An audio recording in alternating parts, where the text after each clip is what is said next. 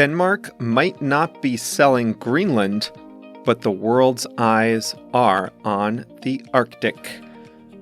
Hi again, welcome back to another exciting week of Plain English.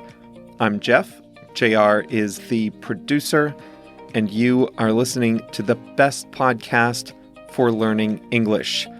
This is episode 188 of Plain English, so you can find all the resources at plainenglish.com/188.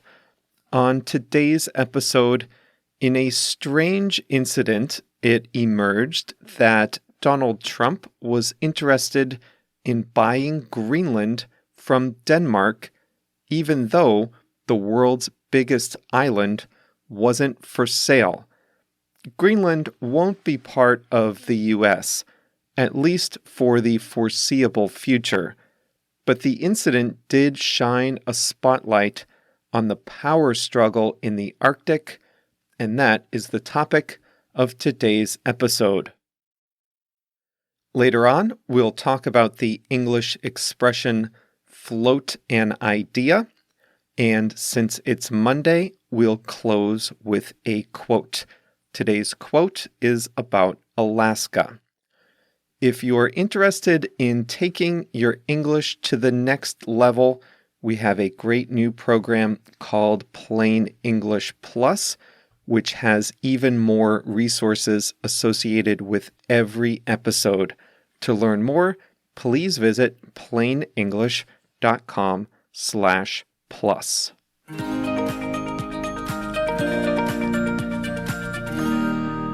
The real estate developer turned American President Donald Trump floated an idea last month to buy the world's biggest island. Greenland, with a population of about 55,000 people, is currently an autonomous territory of Denmark. Upon hearing of Trump's interest, the Danish Prime Minister Mette Frederiksen immediately rejected the idea, calling it absurd. Trump retaliated by canceling an upcoming state visit to Copenhagen. The whole issue turned into fodder for internet memes and jokes. But it does shine a spotlight on what will surely be an issue of increasing importance in the coming years: the jockeying for influence in the Arctic. The planet's northernmost region is of interest to certain world powers for three interconnected reasons: shipping, natural resources, and geopolitics. We can start with shipping. Shipping in the Arctic region is limited to smaller ships and a short season. However, one effect of rising global temperatures is that shipping lanes are widening and opportunities are opening up to cut global shipping times. A trip through the Arctic, for example, could cut weeks off the journey between China and the West. And none of the world's big powers wants to cede control of the Arctic as a potential shipping corridor in the future. Next up, natural resources. Scientists think that between a fifth and a quarter of the world's oil, gas, and mineral reserves could be in the Arctic region. Greenland itself is believed to have deposits of zinc, coal, copper, iron ore, and rare earth metals. Many of the rare earth metals that are used in the manufacture of electronics are currently only available in China, and China is using this for leverage with the United States in the current trade war between the two powers. Geopolitics ties together shipping and natural resources. There is an organization called the Arctic 8, comprised of Russia, Canada, the United States, Denmark for Greenland, Finland, Norway, Iceland, and Sweden. The group has typically resolved territorial disputes and governance issues in the Arctic amicably. That's probably because the stakes have traditionally been low. The Arctic region is covered in snow and ice. The landmass is remote, inaccessible, and, for the most part, uninhabitable. Although it is known for its reserves of oil and gas, no country has made much of a serious effort to extract natural resources because of the extreme difficulty in doing so. Aside from an oil drilling agreement between Finland and Russia, natural resource extraction in the Arctic has been extremely limited. But that doesn't mean that the world's powers are ignoring the region. Russia has started investing in military bases in the Arctic region and has increased purchases of ice-breaking ships to help clear shipping lanes. Russia also sent a submarine to the seabed at the North Pole and planted its flag there. China, not to be outdone, has declared itself a near-Arctic state, which has no real meaning, but signals its interest in the area. One way that China exerts influence on the global stage is by investing in infrastructure in other countries. Sure enough, a Chinese state-owned construction company looked to build airports in Greenland until the government of Denmark objected. China is also working with Russia on natural gas extraction in the Arctic region. All this has given the U.S. a sense of being left behind in the race for influence in the Arctic, and that brings us back to Trump's suggestion of buying Greenland. The internet was full of commentary saying Trump was foolish to say he wanted to buy sovereign territory of another country, especially before he even determined whether it was for sale. It may not be as silly as it sounds, though. The U.S. does have a long history of buying territory from other countries, including from Denmark, when the U.S. bought what was then the Dutch West Indies and is now known as the U.S. Virgin Islands. It's more likely, though, that Trump wasn't really looking to buy Greenland. Instead, he was probably trying to signal his interest in the Arctic, a much more reasonable measure between the U.S. and Greenland is going forward, despite the war of words between the two countries' leaders. The American consulate in the Greenland capital of Nuuk is scheduled to open next year.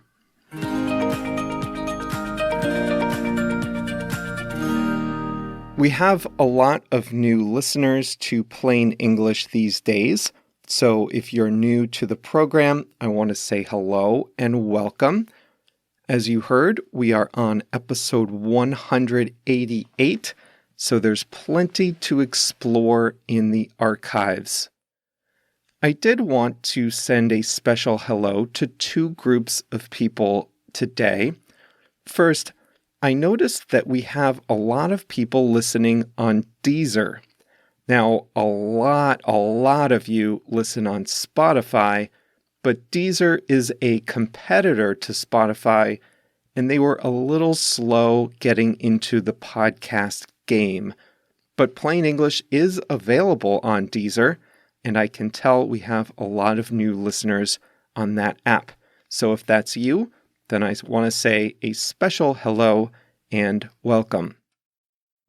I also noticed we have a lot of new listeners from Thailand. So JR and I also want to welcome all our new listeners from Thailand. Have you ever used the Quizlet app? It's a great free app for creating flashcards. It's the most popular app on the internet for flashcards and studying. Kids use it in school, and it's also really popular for language learning. And that's why we used Quizlet when we wanted to include flashcards as part of the Plain English Plus membership. JR and I produce 5 flashcards of English words with each episode, and Plus members can study them on their phones or right on the website. If you want to see what that looks like, you can see a sample of Plus episodes by visiting plainenglish.com/sample, SAMPLE. Even if you don't subscribe, you can at least see how Quizlet works and maybe use it on your own. plainenglish.com/sample.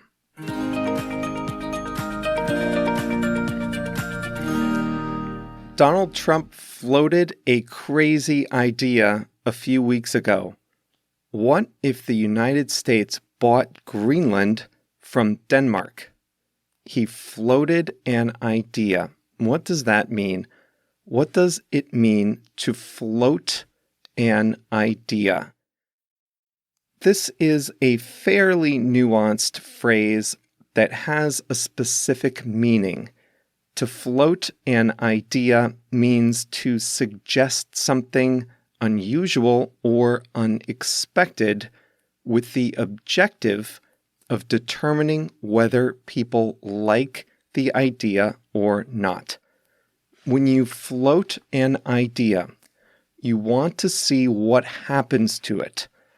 Will people immediately reject it? Will they love it?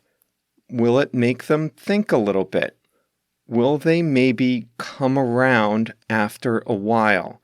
You never know until you float the idea. You never know until you suggest it.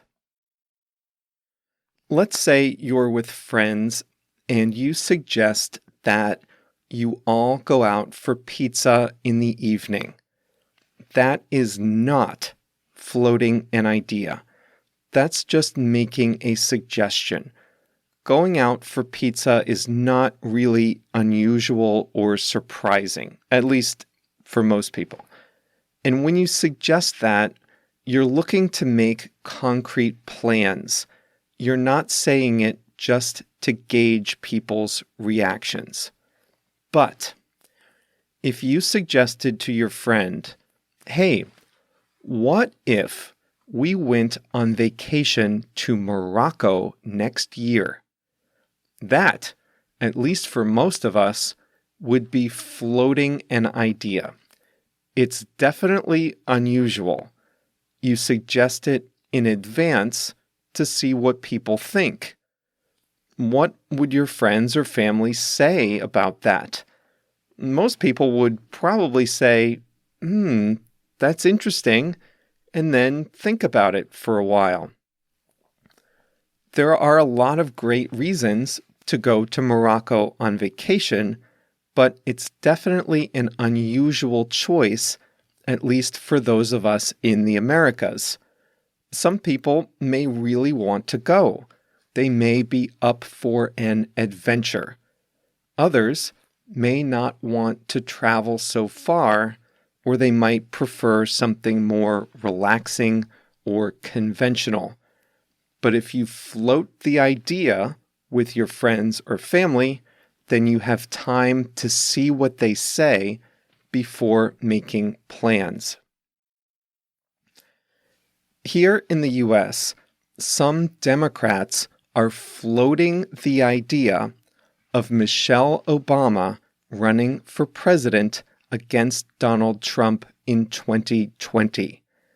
They don't think the people already running, all 20 of them, are strong enough to win. So they're floating the idea that maybe the popular wife of an ex-president is their best option. Now, for her part, she has said she has zero interest in running. But that's what everyone says. We say that her supporters are floating the idea because it's not clear if voters really see her as a candidate. Sure, she's popular, but she's popular in a personal sense. Presidential wives are typically considered above politics, so they don't tend to be associated with negative feelings toward the office holder. Would people want to see her run for office? Would they embrace her as an even-handed, gracious future president? Or would her support and admiration evaporate once she has to take a stand on the issues of the day? Who knows? Not me. That's why some people are floating the idea. It's an unusual, unexpected idea, and they're raising it with the intention of seeing how people respond.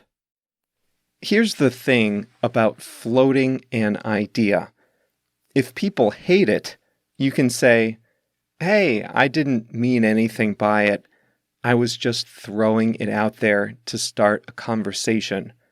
But if people love it, you can take credit for having the idea in the first place. Time for our quote of the week. We talked about how silly it might be for an American president to buy a huge expanse of Arctic land from another country. Ha ha ha. But before we laugh too loud, we should remember that in the year 1867, the United States did just that. Senator William H. Seward, representing President Andrew Johnson, bought the territory of Alaska from Russia for $7.2 million. At the time, critics joked about it, calling it Johnson's Polar Bear Garden. Later, people called it Seward's Folly. Horace Greeley, a newspaper editor, called Alaska a burden not worth taking as a gift. And that is our quote of the week. Alaska today is our biggest state and our connection to the Arctic, not to mention a major tourist attraction and a source of gold and minerals. Not bad for 2 cents per acre, and certainly not a burden not worth taking as a gift. That's all for today. I hope you enjoyed the episode today. I wrote this one in Montreal, where I was visiting JR for a long weekend. We had a fun time there. We filled up on Montreal smoked meat sandwiches, poutine, Montreal bagels, and some other local delicacies. We also got a chance to see some sights. The weather was perfect. Speaking of JR, you don't hear his voice too much, but he's a huge part of producing Plain English behind the scenes, and he's working double duty now with Plain English Plus, editing videos, embedding code on the website, double the audio production, and he also works on the Quizlet flashcards, and that's in addition to the Spanish translation and the website. So thanks to JR, producer extraordinaire. And we have a new homepage at Plain English, so you can see a couple of very handsome-looking cartoons of the two of us on there. I told the cartoonist to draw JR as he is and to draw me like 10 years younger and a lot better looking. And she did a great job. So check out our cartoon mugs on the new Plain English homepage at plainenglish.com. We'll be back with a new episode on Thursday. See you then.